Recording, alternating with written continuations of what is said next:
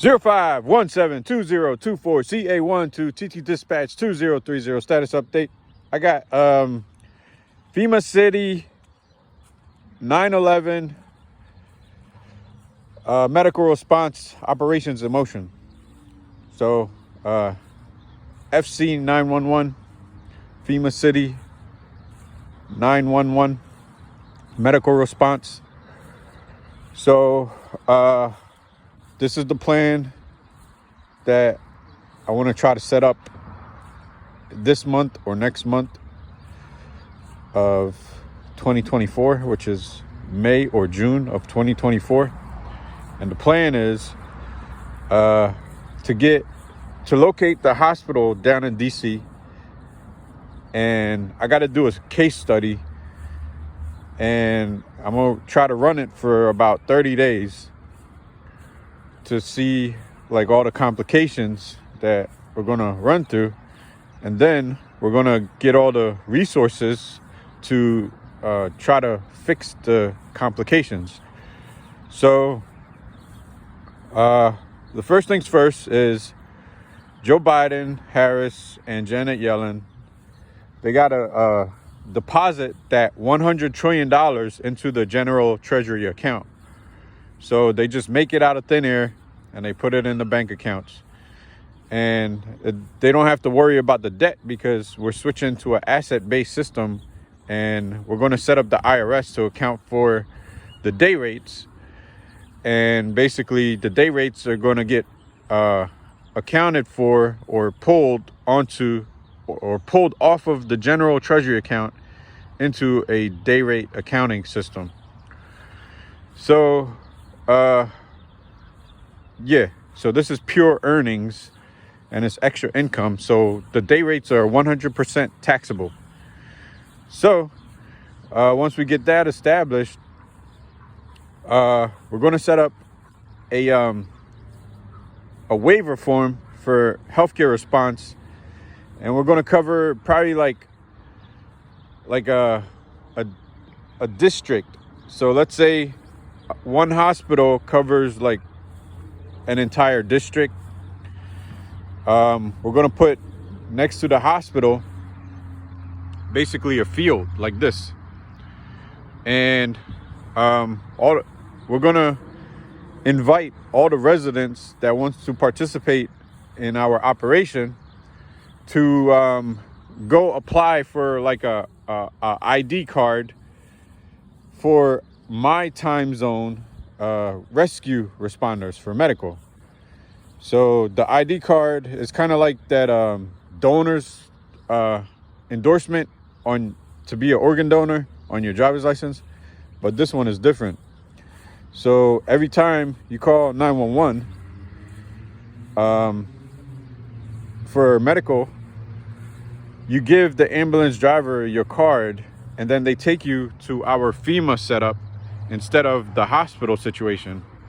But then they gotta basically sign a waiver, or on the license itself, it's going to sign a waiver saying that your chances of survival is going to be limited because we have the equipment. We could keep them alive to the same extent as a regular facility, but because we're using a different setup, we have to put that disclaimer.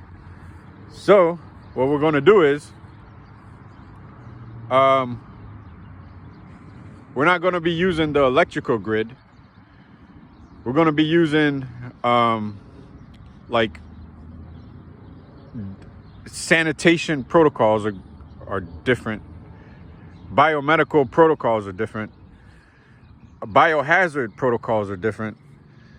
And water logistics are different. Electrical logistics are different. And spatial logistics are different. So we're going to try to set this area up with 100 beds, right? And we're going to have an ICU department, MICU and SICU, and also emergency department, and also I guess, I don't know the term, but it's like when you get admitted to the hospital, you get a room. So we got to break it down into like trailers or something. And the trailers, yeah, 100 trailers we're gonna probably use, and it's gonna be like a FEMA city campus or a FEMA city hospital. And we got to designate maybe like 10 trailers for MICU, 10 trailers for SICU, and I guess 20 trailers for ER, and the rest is just rooms. And we got to run hospital operations in this campsite or FEMA city campsite. And basically we're going to have a team of people to bring the water into these areas. So it's going to be jobs created. And we're going to be using them 5-gallon jugs. And also we're going to try to set up generators, but I'm going to attach a perpetual motion wheel on the generators and let it keep spinning so it doesn't make any noise and disrupt the patient. So we're going to have infinity energy for electricity on this campus. And we got water situated and we got electric situated. We need communication specialists. We need this is massive operation. Let me see what else we need.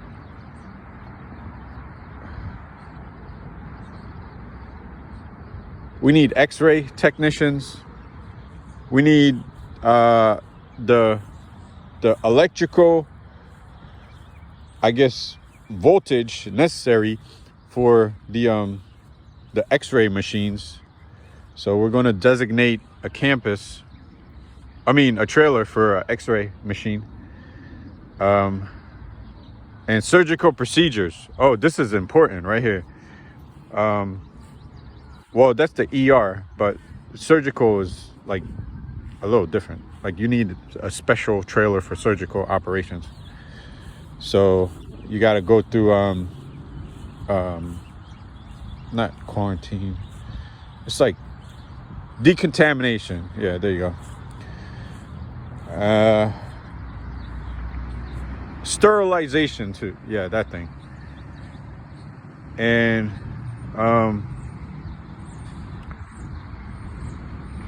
I think I covered like 80 to 90% of all the stuff that we're going to be needing or using or changing. And yeah, that's about it. Over out.